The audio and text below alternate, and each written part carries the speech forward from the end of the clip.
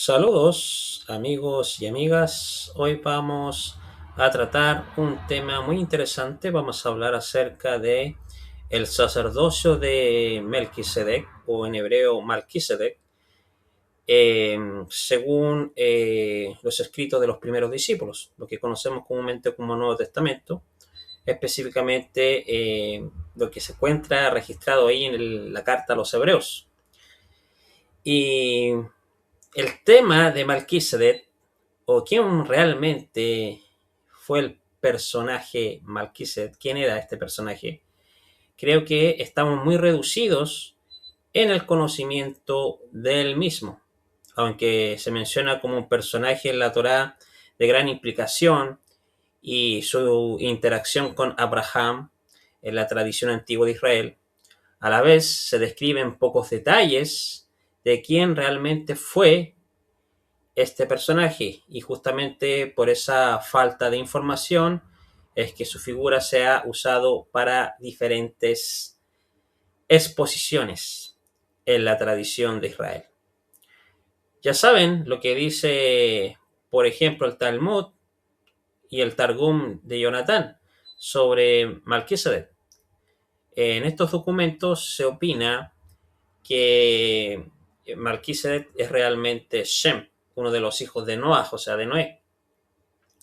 Por otra parte, los hallazgos de los rollos del Qumran, hay unos escritos o unos rollos que se descubrieron en estos rollos del Qumran, específicamente un rollo que también se llama Malquisedec, que se identifica ahí a Melquisedec como una especie de Mesías, de Mashiach, que redime al pueblo de Israel de sus iniquidades al final de los tiempos, y que ejerce como un cohen, o sea, como un sacerdote. Yo recomiendo la lectura para abrir a nuestra percepción un poco del personaje Melquisedec, de cómo existían varias aplicaciones o análisis de los antiguos que tenían acerca de Melquisedec. Melquisedec es una especie de título, ¿ya?, para reyes o para líderes de algún pueblo. No es un nombre personal. Sabemos también que tal parece que sea un título, así como, por ejemplo, el nombre Abimelech, ¿ya?, que significa padre rey, que no es en realidad un nombre propio, sino un título para un líder comunitario, ¿ya?, un líder de un pueblo.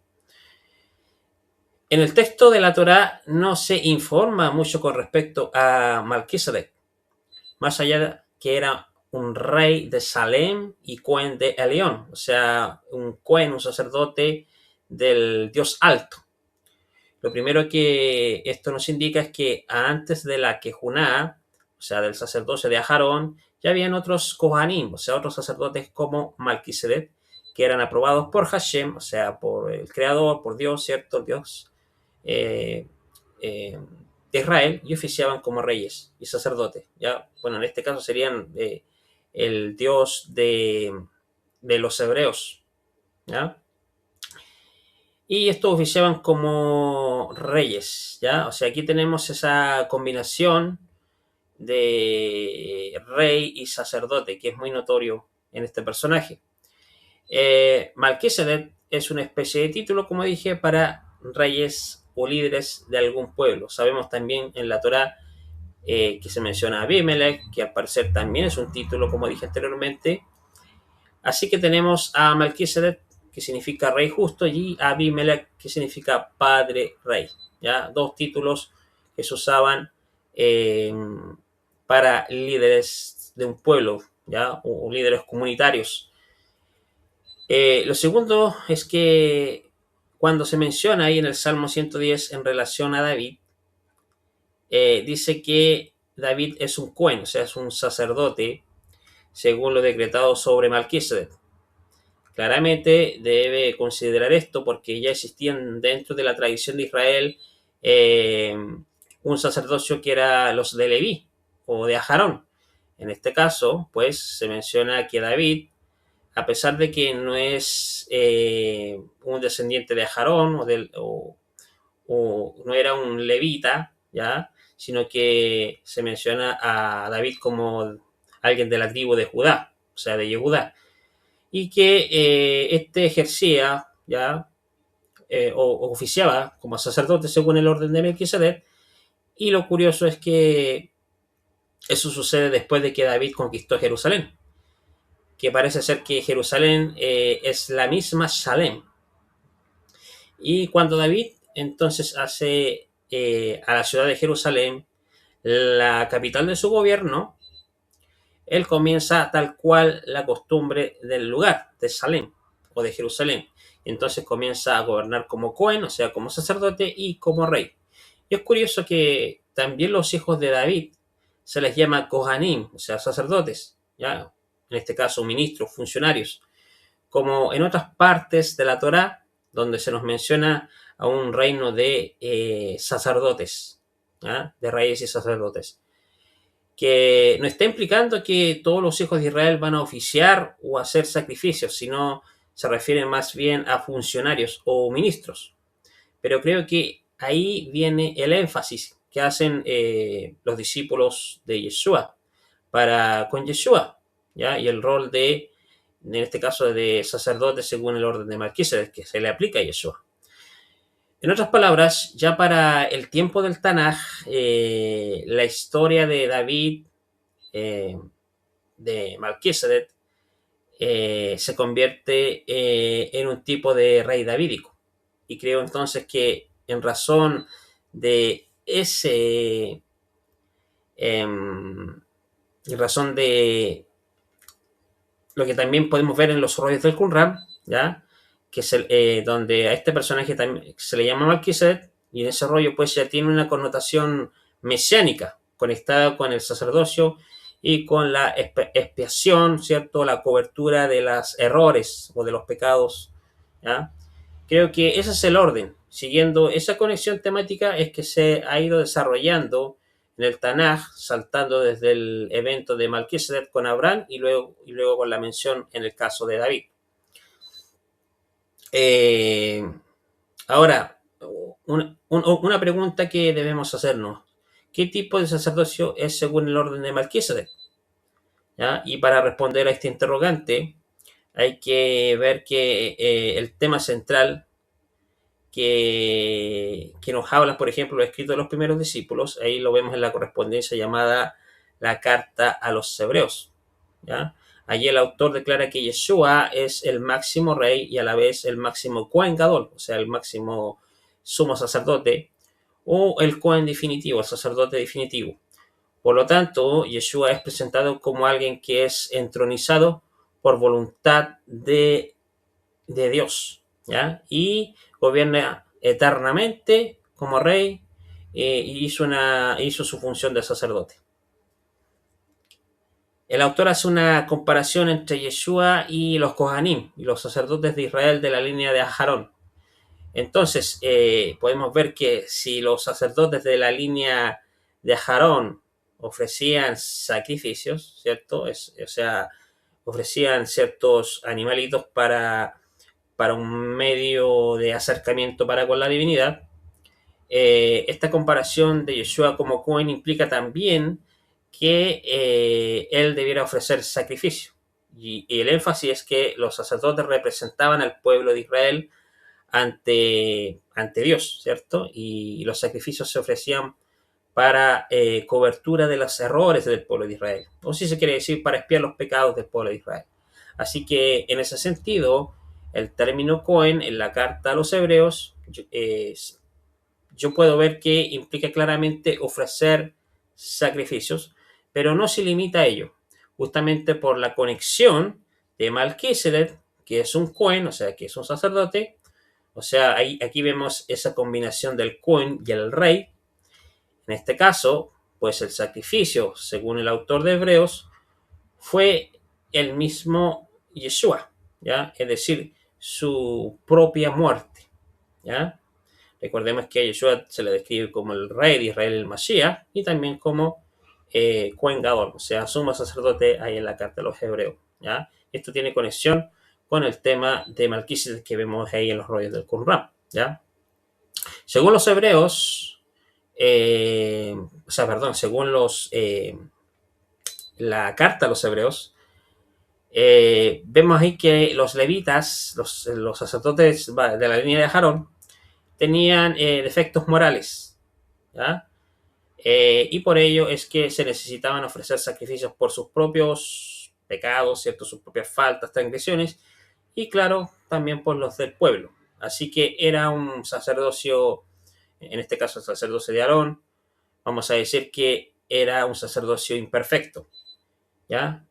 Se necesitaba evidentemente de algo mejor. Y entonces es que Yeshua, aquí en la carta a los hebreos, es presentado como Cohen, ¿ya? O sea, como sacerdote, ¿ya? Que es necesario en el desarrollo del pueblo de Israel y vamos a decir como una mejoría, por así decirlo, del sacerdote levítico, que era temporal, como leemos ya en su propio establecimiento, ¿ya? Es decir, el sacerdocio de Levítico fue establecido como consecuencia del pecado del becerro de oro. Entonces, teniendo presente esto, para entender este concepto de Melquisedec, como los entendían los primeros discípulos de Yeshua de Nazaret, ¿ya? Y en este caso, el autor de Hebreos, es necesario ir a la historia. Y específicamente ir a la arqueología y entender quién era Melquisedec. Cómo ellos, ¿cierto? Los discípulos del maestro de Nazaret, lo percibían en el siglo I. Básicamente, se ha descubierto que era un título, como dijimos, un adjetivo que se le otorgaba a la persona que alcanzaba los méritos para poder ser Cohen de Salem, o sea, un sacerdote de Salem. Esta persona se le determinaba como Malquisedec, ¿ya? Este título que significa rey justo.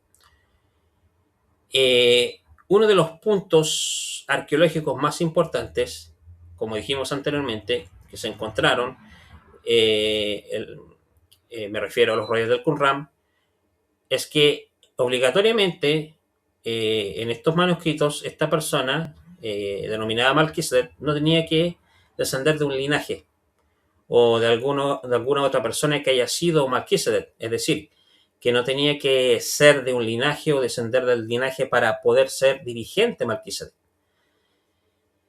Es diferente al concepto, por ejemplo, del Paró, del rey de Egipto, que el hijo del Paró, o sea, el hijo del faraón, iba a continuar con el legado de su padre, en este caso el faraón, ¿ya? Y en este caso, con respecto a Melquisedec, no es así, ¿ya? Melquisedec, que es un concepto importante, debemos entenderlo como Saúl dice, sin padre, sin madre, sin genealogía.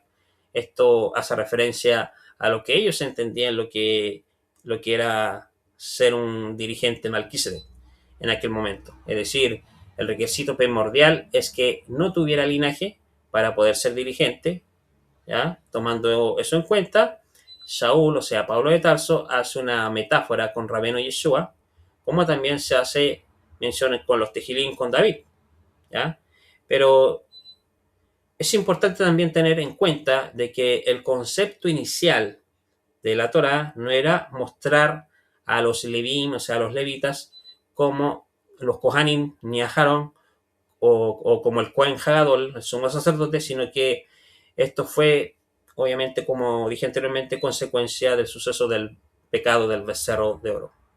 ¿Ya? Sino que inicialmente el concepto principal, la idea principal era que cada primogénito de los hijos de Israel fuese un Cohen, ¿ya? O sea, un sacerdote, un dirigente, y tuvieran ese acceso especial a la espiritualidad y que pudieran transmitir esto a su familia, ¿ya? Teniendo eso en cuenta, con la Brit Hadashah, o sea, con la nueva alianza, que nos habla, por ejemplo, el profeta Irmiyahu, Jeremías, podemos comprender que ese orden vuelve a retomarse. Y es por eso que Shaul Mitarsis, Pablo de Tarso, hace esa alegoría de unir a Malquisedec con los Levín de Aarón y de esta manera está cumpliendo esa función que tendría que ser otorgada para los hijos de Israel, es decir, para cada primogénito. ¿Ya? Con esto podemos entender la idea, el concepto de Melquisedec, de cómo Saúl utiliza este concepto en el libro, o mejor dicho, en la carta llamada Hebreos, ¿ya? En esta carta de exhortación, para ver una alegoría de todo lo que está sucediendo, la referencia que él está haciendo.